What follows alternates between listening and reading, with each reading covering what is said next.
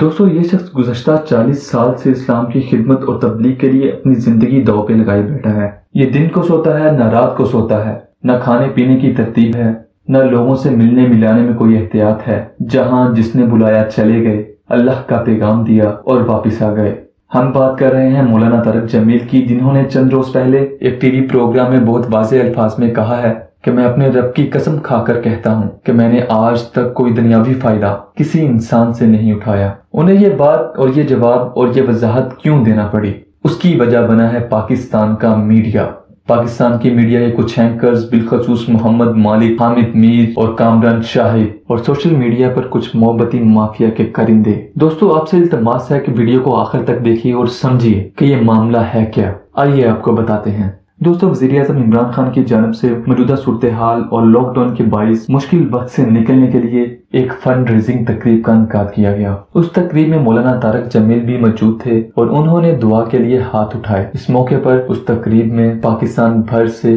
بڑے بڑے ناموں والے صحافی بھی موجود تھے۔ ان صحافیوں میں حامد میر، محمد مالک، کاشف عباسی اور دیگر کئی اینکرز شامل تھے۔ دوستو آپ جانتے ہیں کہ یہ نام کے بڑے دراصل جھوٹے دھندے سے وابستہ الیکٹرانک میڈیا سے وابستہ اینکرز ہیں، جنہیں نہ کچھ علم ہے نہ دین کی سمجھ ہے، بس فلسفر بنے بیٹھے ہیں اور پاکستانی میڈیا پر بیٹھ کر دن رات بھاشن دیتے اور اسلام کو برا قرار دیتے نظر آتے ہیں، اسلام کے نام پر حرف لگاتے نظر آتے ہیں۔ یہ وہ لوگ ہیں جو مولانا طارق جمیل سے نفرت کی حد تک جا چکے ہیں۔ دوستو اس تقریب میں مولانا طارق جمیل نے اپنی عوام اور سیاستدانوں سے مخاطب ہوتے ہوئے کہا کہ دیکھیں ہم کس قدر جھوٹی قوم ہے کہ ہم بات بات پر جھوٹ بولتے ہیں۔ انہیں باتوں باتوں میں ایک واقعہ یاد آیا تو انہوں نے بتایا کہ ایک بار الیکٹرانک میڈیا میں ایک چینل کا بہت بڑا مالک ان کے پاس آیا اور اس نے کہا کہ مولانا صاحب کہ مجھے کوئی ایک نصیحت کیجیے۔ مولانا صاحب کہتے ہیں کہ میں نے اس سے کہا اپنے چینل سے جھوٹ ختم کر دو، تو اس آدمی نے آگے سے کہا کہ چینل تو ختم ہو سکتا ہے لیکن جھوٹ ختم نہیں ہو سکتا، اور انہوں نے یہ بھی کہا کہ یہ صرف پاکستان کی بات نہیں،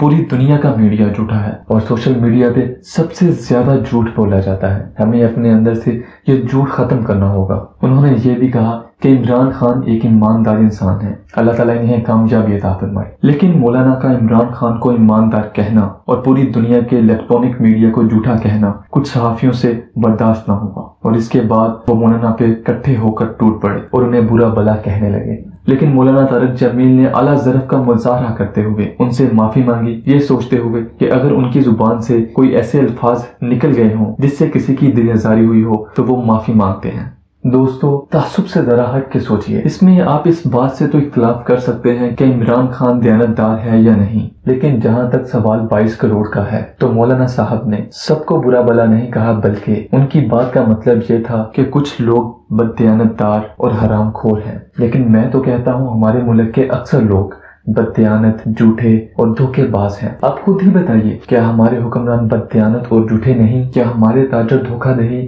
اور ذخیرہ اندوزی نہیں کرتے؟ کیا ہمارے دکاندار ناپ تول میں کمی نہیں کرتے؟ کیا ہماری عورتوں نے سڑکوں پہ کھڑے ہو کر میرا جسم میری مرضی کے نعرے نہیں لگائے؟ کیا ہمارے ڈاکٹرز مریضوں کو گاہک سمجھ کر نہیں لوٹتے؟ کیا ہمارے دینی علماء نے فرقہ واریت کو اکثر ہوا نہیں دی؟ کیا ہمارے ہاں فرشتہ اور زینب جیسی معصوم بچیوں کو روز روز کاٹ کر نہیں پھینکا جاتا؟ کیا ہماری عدالتیں ظالموں کا ساتھ نہیں دیتی؟ کیا ہماری مسجدوں سے پنکھے اور جوتے تک چوری نہیں ہو جاتے؟ الغرض یہ کہ دنیا کا وہ کون سا برا کام اور دھوکہ ہے جو ہمارے لوگ نہیں کرتے، اسی لیے تو ہمارا یہ حال ہے۔ باقی رہی بات مولانا طارق جمیل کو برا بلا کہنے کی، تو میرے عزیز دوستو اپنی قبر کو بچھوؤں سے مت بھریے، ذرا سوچئے کیا ہم یہ سارے گناہ نہیں کرتے؟ معصوم بچیوں کو زیادتی کے بعد انہیں قتل کرنا، 2 نمبر ادویات کو اصلی پیکنگ میں استعمال کرنا، دارالامان کا سیاسی درندوں کو لڑکیاں سپلائی کرنا، رمضان اور عیدین کے موقع پر ناجائز منافع خوری کرنا، ججوں کا شراب کو شہد ثابت کرنا، عدالتوں میں جھوٹی گواہیاں دینا، عدالتوں میں صرف امیروں کو انصاف ملنا، ٹی وی پر ننگے ناچ گانے ہونا، پولیس والوں کا عوام کو بیجا تنگ کرنا، اور سرکاری دفتروں میں افسران اور کلرکوں کا چائے پانی کے نام پر رشوت خوری کرنا، سرکاری ملازموں کا دوران ڈیوٹی ذاتی کام کرنا،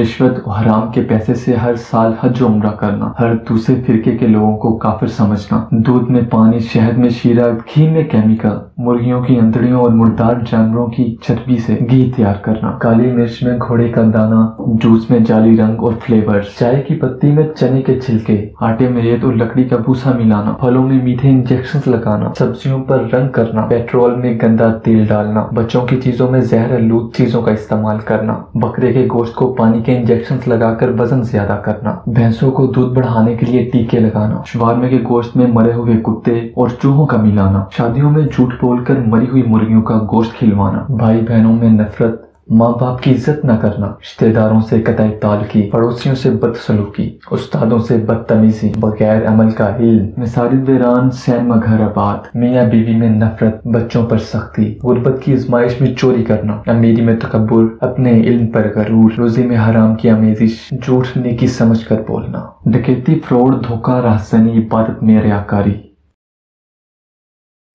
एक बेसिंग